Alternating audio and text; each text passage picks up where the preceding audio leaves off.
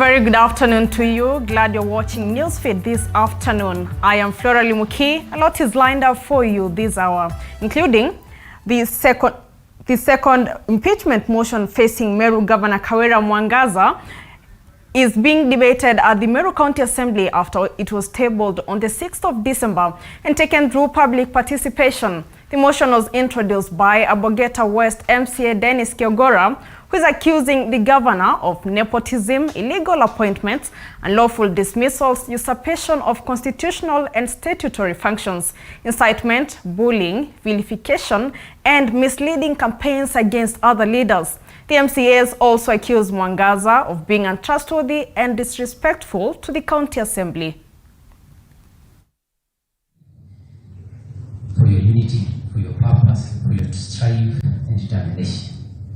We are a generation on a mission of ending the politics of deceit, theatrics, drama, and lies. We are the people. And I really want to appreciate us that our governor is a master of lies. He's master of career killings on a mission to end the careers. Of course, the most painful part of it is the young people in this house. Most of us are too young in politics, and our governor is on a mission to end our careers this early. So at this point, I stand to say that my sentiment reflects the interest of the people of Tia, that Kawira has to go from Meru to progress. Kawira must go. So how? And there's a slogan Kawira used to say, to pass across the people, that governor and mama. I think at this juncture, I'm a proud of the speaker. Yes. Please, I think about that election, please have a seat. Let us not done the election, let us not get new proverbs, let us not miss the languages. If you start in English, you in English. If you start in Kiswahili, you end in Kiswahili. Please, be minded. Thank you very much, Honorable Speaker.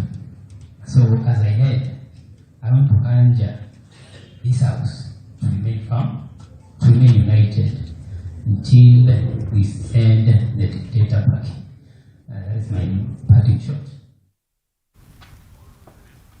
Traffic along the Kanyeri Highway was interrupted for more than 6 hours after an oil tank overturned at Chania River Bridge near Blue Post Hotel.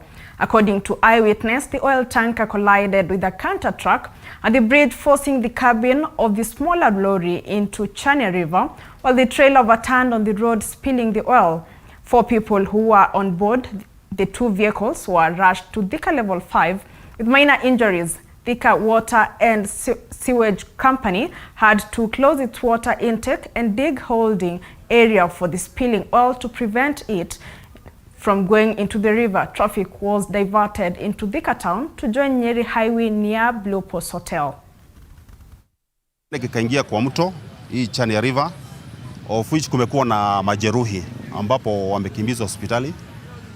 Ile kitu ningetaka kusema hapa mahali tupo ni black spot. Kutoka pale Jomoko inakuwa ni black spot sababu kuna mteremko na kuna kona. So ningearifu madereva wenzangu tuwe makini. Wajue vyenye watatufanyia tafadhali. We are calling on Murkomen now to come here. We have been making noise here for the last 15 years over this area because few selfish landowners here, they have refused to release their land for the expansion of this section. Kwa hivyo hakuna gari inapita. Kufikia saa hii, tanka yenye ilikuwa na mafuta ama oil tumeisimamisha. Kwa hivyo we have switched off our pumps and closed the gates to the intake, so no water is going towards our intake.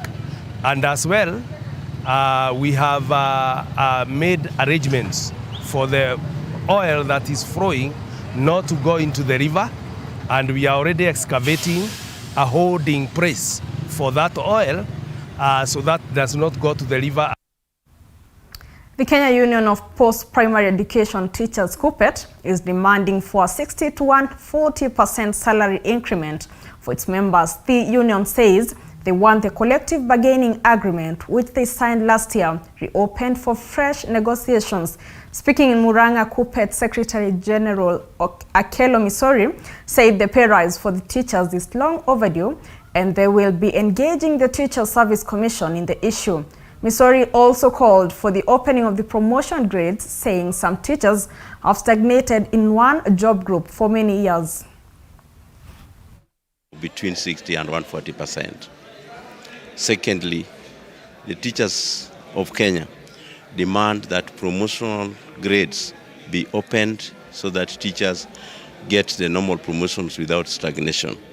The competency-based curriculum, which is now domesticated in primary schools, the union hopes that the envisaged employment of over 30,000 teachers should go to address the issues of teaching of competency-based curriculum in the junior secondary school. Azimio la Umoja One Kenya Coalition has suffered a blow in Mombasa after about 40 MCA candidates who lost in the August 9th general election defected to the United Democratic Alliance UDA. The defection of the Azimio grassroots leaders was a result of what they described as the unending deceit and deception within the coalition. They said Azimio has not only continued to cause more harm to their personal development as politicians than good, but also dangerous for the entrenchment of internal democracy within a political party. Nataka kumhakikishia Mheshimiwa Rais wetu William that ile ndoto ya kumsaidia mwananchi haifi hivi hivi. Niingie chama ya serikali na niunge mkono chamani wangu Bwana Ali Kitaka, ambaye pia mimi na uzoefu wa kuwa chamani wa Mombasa County. Nitajaribu kumsaidia vilivyo. Kwa hivyo watu wasiwe na wasiwasi Bwana Kitaka. Deputy President Rigathi Gachagua has launched the first commercial flight from Nairobi to Kakamega town as he pledged government support to the local airline industry. The DP saw off the inaugural flight by Skyward Express to the town in Western Kenya at Wilson Airport in Nairobi, less than a week after President William Ruto commissioned the newly rehabilitated Kakamega airstrip last Friday.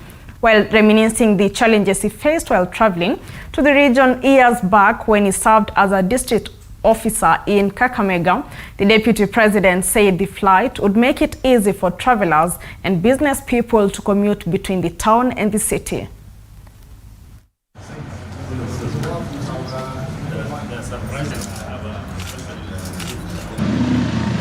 And the leadership of Western Kenya requested him to facilitate air transport to Western Kenya to ease the costs of doing business, to make it easy, to save time.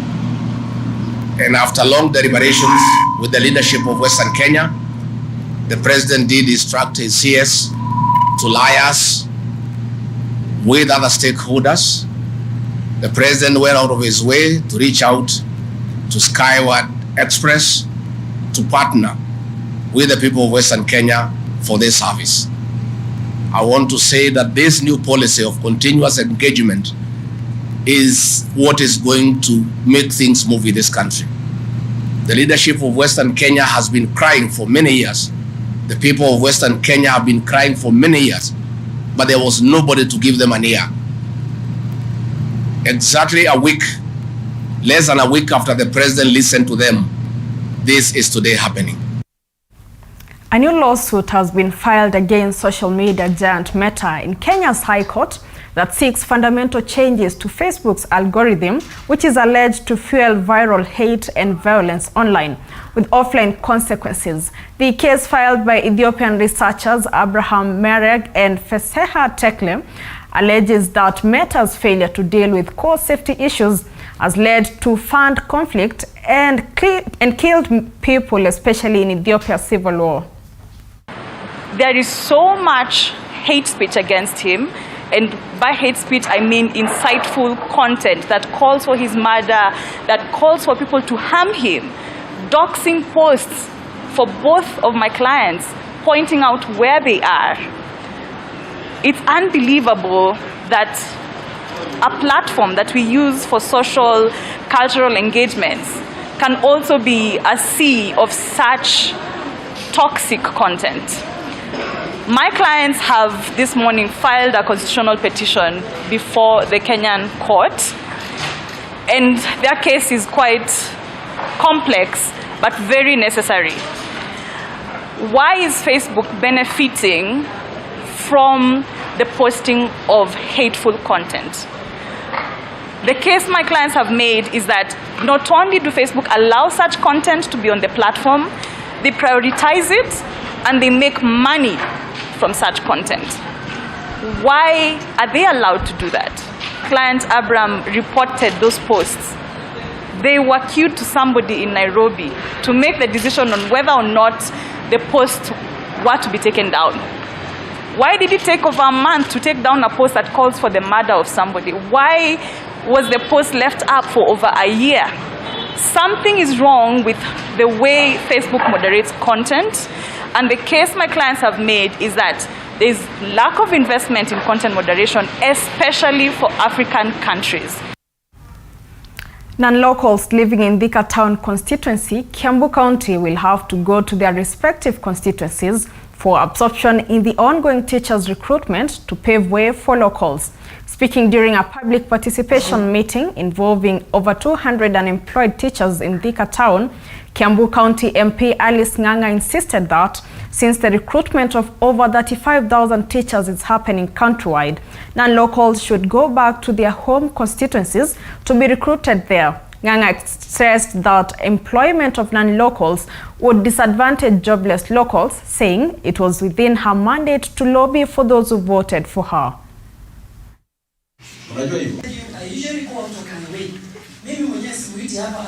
I've been left out for some time because one thing, I work in Kiambu County and my ID reads that I come from another county.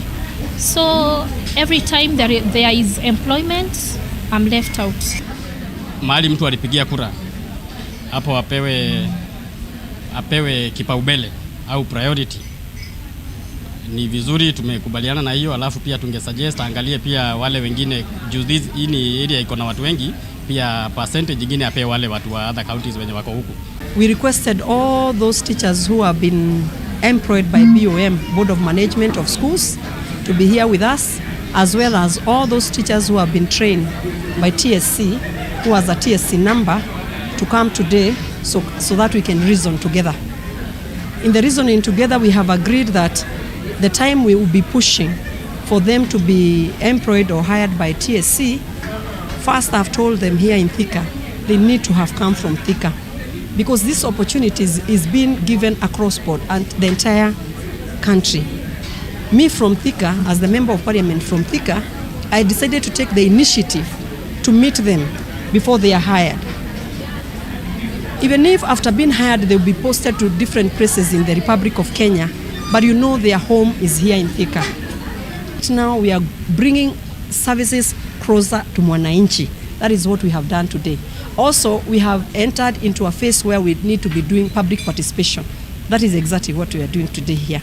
You know, there are so many people who live in Thika or who visit Thika or who have come to work in Thika. You cannot tell exactly who is from Thika. The county government of Kiambu has started distributing certified seeds and avocado seedling to thousands of farmers for the second phase in 1 year to tackle food insecurity in the country and increase forest cover. The distribution of 25,000 million shillings worth of certified improved maize seeds and 3,000 avocado seedlings to farmers will be done across 60 wards in the county, and village-based agricultural officers will be instrumental. The program to open cold rooms and agricultural processing zones that will help farmers reap big of their farm produce. Ni 3,100,000. Hivyo tutahakikisha kwamba mahali wale wanalima, kama ni wale watu wako kule mbali mahali kavu, wanachukua ile mbegu inayofaa ya kukua kule haraka.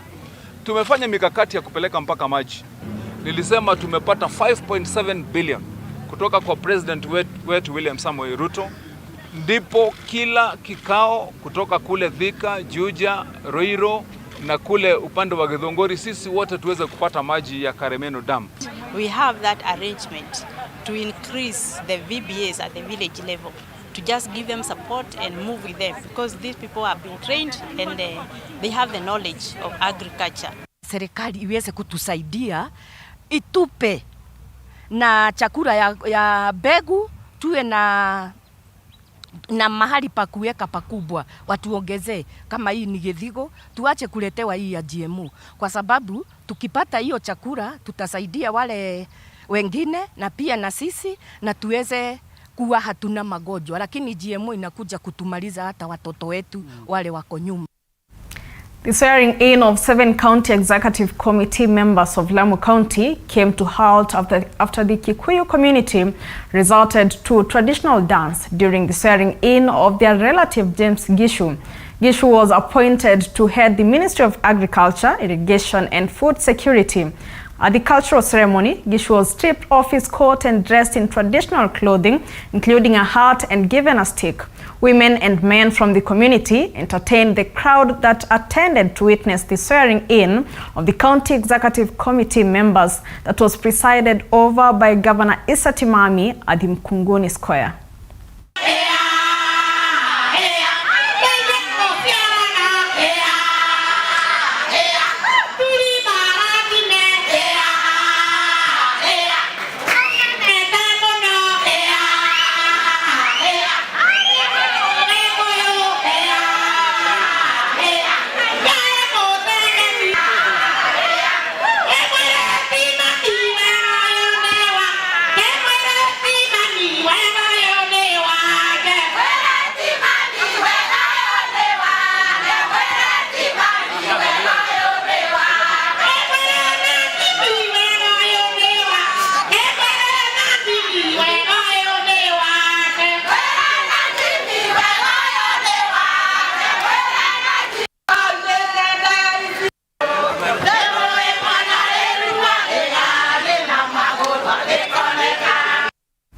Kakamega Governor Fernandez Barasa and other leaders from the county received the maiden flight of the Skyward Express company from Nairobi to Kakamega. Barasa said the flight will relieve many from traveling long distances to Kisumu or Eldoret to catch a flight. However, he has urged residents of Muranda, Shinyalu sub-county to move in order to give way for expansion of the airstrip. The Skyward airline will be flying daily from Wilson Airport to Kakamega Airstrip as from today.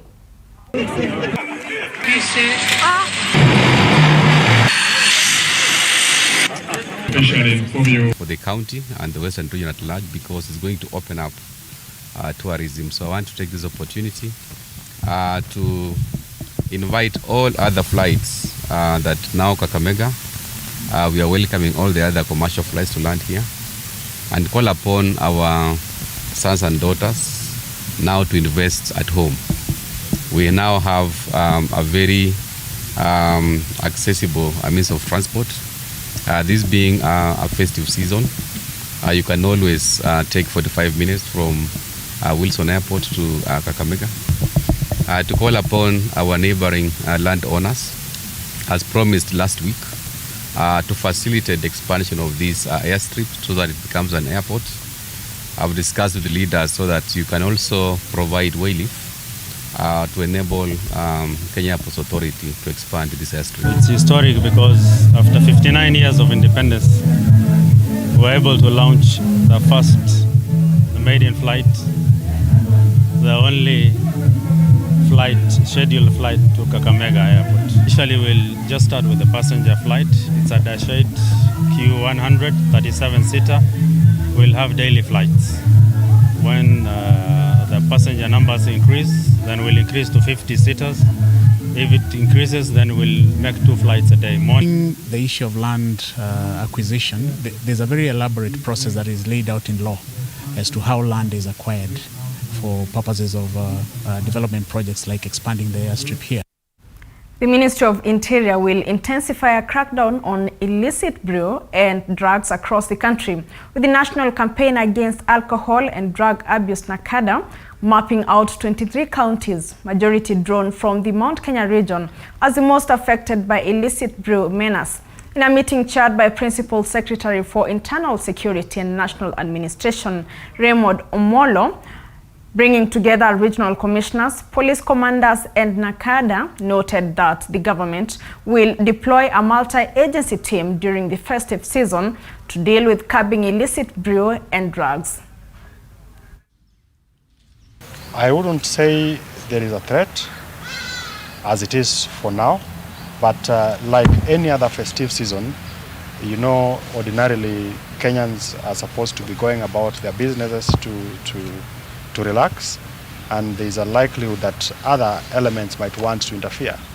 Just like we are talking about the illicit use of drugs and alcohol, there is a tendency that there will be a spike in that consumption, and it's the responsibility of us as government to ensure that that is done within the provisions of the law, and to just ensure that Kenyans are okay. Thank you. We have also carried out a few other surveys that we share with them about emerging substances of abuse, and it clearly shows where, in which region, some of these preferences are in abuse of those substances. One of our major concerns currently is the influx of cannabis from Seshman in Ethiopia through Moyale, Wajir, Isiolo, and Nairobi, Mombasa. It's a big challenge, and we have had a number of meetings with the security teams in that region, trying to map out the routes that they are using. The State Department of Correctional Services is collaborating with the judiciary to decongest the prisons that are operating at maximum capacity. Correctional Services PS Mary Mudhoni has stated that petty offenders such as being drunk and causing disturbances, among others, will be rendered non-custodial sentences. The PS noted that the petty offenders will be given sentences to clean markets, plant trees and other jobs for some period of time instead of sending them to jail. Speaking at Moya Prison in Kirinyaga, Mudhoni said that the judiciary has also agreed to expedite hearing of cases so as those inmates in prisons awaiting completion of cases can either be convicted or released. One of the things that maybe I would want to address is the issue of congestion, and I am happy to report that the President of the Supreme Court is very positive about this issue of having, and we want to decongest our prisons. And one of the things that we are praying that the judiciary will do is to ensure that those petty offenders, you know, people who have been caught loitering in the streets and they are picked, or you're so drunk, maybe when they get to the courts they are not